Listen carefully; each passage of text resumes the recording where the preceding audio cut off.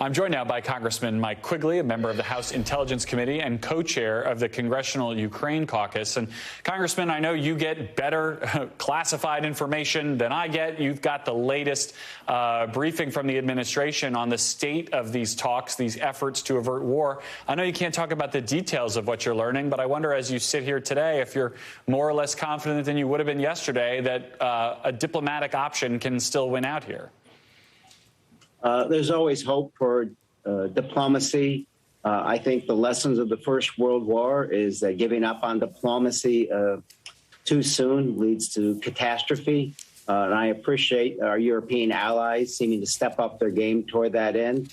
But there's always hope. And I have to comment on the president's leaked remarks as they were described.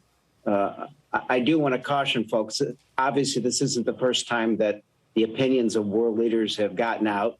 It's not the first time they haven't been favorable. They'll get over it. And as long as they're unified when it matters, we'll be okay.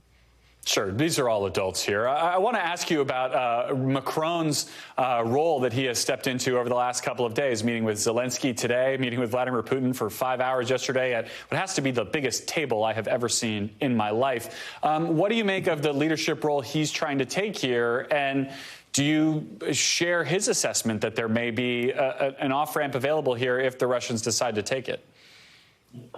I think I completely agree there's an off-ramp. It's always been there. But, there could be negotiations on arms, on placement of missiles, on exercises. Those are all things that are very fair to talk about. But they're the subject of negotiations, not at the barrel of a gun.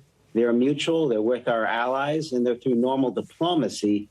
Not in the forced manner in which this president is trying to do. What did the president need to get from the German chancellor yesterday? Obviously, the Germans are kind of a key, some would argue, mostly been missing piece in the Western response to Russia here. I think the German chancellor is starting to say the right things. I'd like to think he's held back and been somewhat reserved for diplomatic reasons of concern at home that so much of their natural gas is coming from Russia, not wanting to upset the populace, I guess. In the final analysis, I'd like to see a little more beyond saying the right things and doing the right things. Let's look at it this way. Putin is not about so much protecting his own borders, but expanding them. This isn't just a Ukrainian problem. It's a problem for Poland. It's a problem for the Baltics, Georgia, all of Eastern Europe, and therefore Western Europe. So I think the German chancellor needs to step up and recognize that they need to do more of the right things, and that's equipment, training, troop posturing, particularly with his Eastern European allies and a non-NATO ally, Ukraine. The president yesterday, kind of made this open-ended comment that Nord Stream 2 wouldn't happen. It would be shut down if there was any kind of invasion. I want to play that for you and talk about it on the other side. If Russia invades, that means tanks or troops crossing the border of Ukraine again. Then there will be no longer a Nord Stream 2. We will bring an end to it. How will you do that exactly, since the project and control of the project is within Germany's control? We will, I promise you, we'll be able to do it. So I guess my question is the we there kind of a royal we? Is he saying what the German chancellor wouldn't, that Germany would shut down that pipeline? Or what other options are available to the United States to shut a pipeline down that we're not really exactly part of?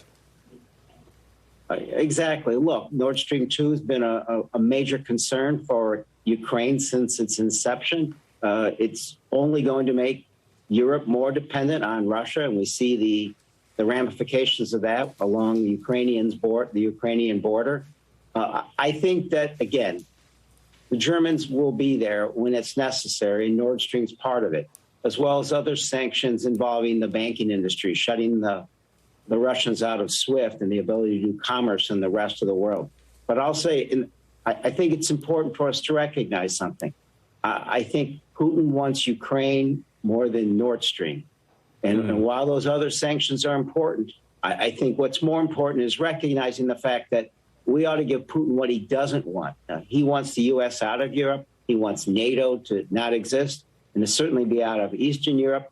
I think we ought to threaten him beyond just this Nord Stream issue with the real threat he doesn't want, and that's NATO at his doorstep. There's been a lot of talk over the last couple of days about the possibility of a false flag operation, the kind of thing that could create a pretext for Russia to invade.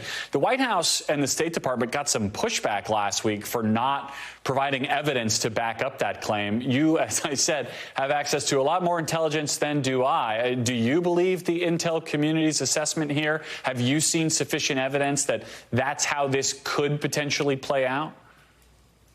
Oh. The way I can describe it is this. I've been a part of the Intelligence Committee for about 5 years now. And the fact of the matter, this is exactly how the Russian Kremlin playbook runs out, right? Disinformation, cyber attacks, and false flags. This is how they enter warfare, that they set up the situation in which the circumstances allow them to do this.